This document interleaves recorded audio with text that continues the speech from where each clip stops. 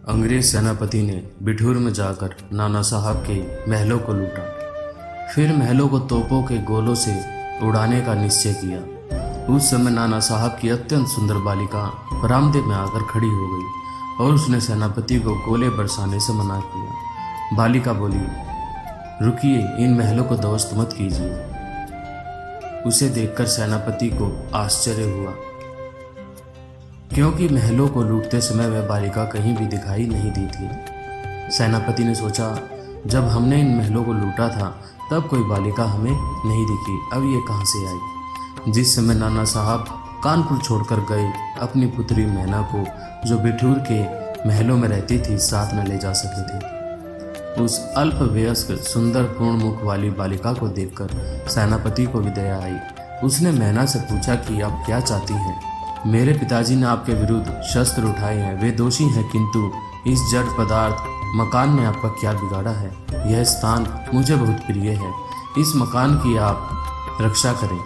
इसके पश्चात मैना कुमारी ने कहा, मैं जानती हूँ कि आप जनरल हैं, आपकी प्यारी कन्या मैरी मेरी सहेली थी, वह मुझे हृदय से चाहती थी।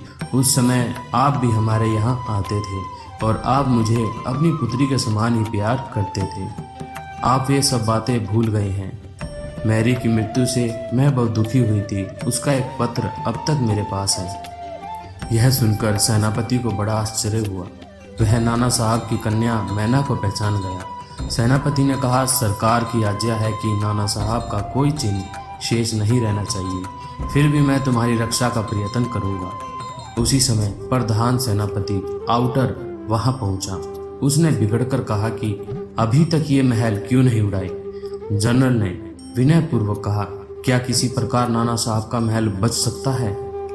आउटरम ने उत्तर दिया कि गवर्नर जनरल तथा लंदन के मंत्रिमंडल का यह मत है कि नाना का कोई चिन्ह शेष ना रहे, यह सब नष्ट भ्रष्ट कर दिया जाए। सेनापति मन में दुखी होकर चला गया। जनरल आउटरम ने सैनिकों को आज्ञा दी कि वे मैना को पकड़कर लाएं। सैनिकों ने पूरा राजमहल ढूंढ लिया, लेकिन मैना का कहीं पता ना चला।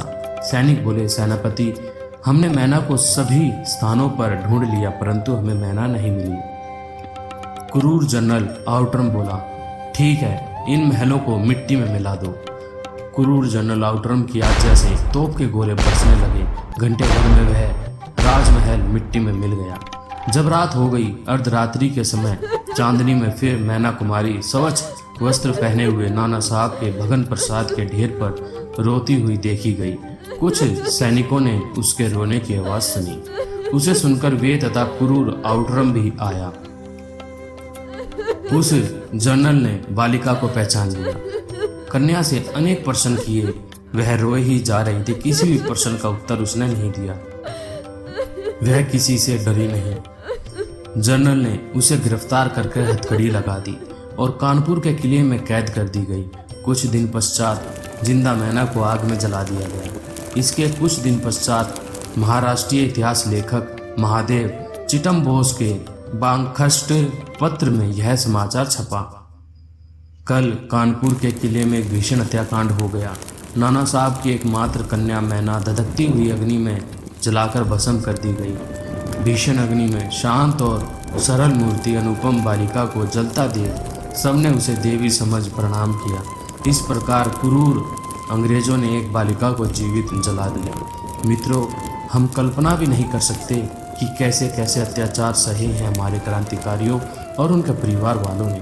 आज भारत के युवक युवतियां बलिदानों के बारे में कुछ भी नहीं जानते। आप सभी इस वीडियो को ज़्यादा से ज़्यादा शेयर करें ताकि सभी अपने राष्ट्र के बलिदानियों के बारे में जान सकें।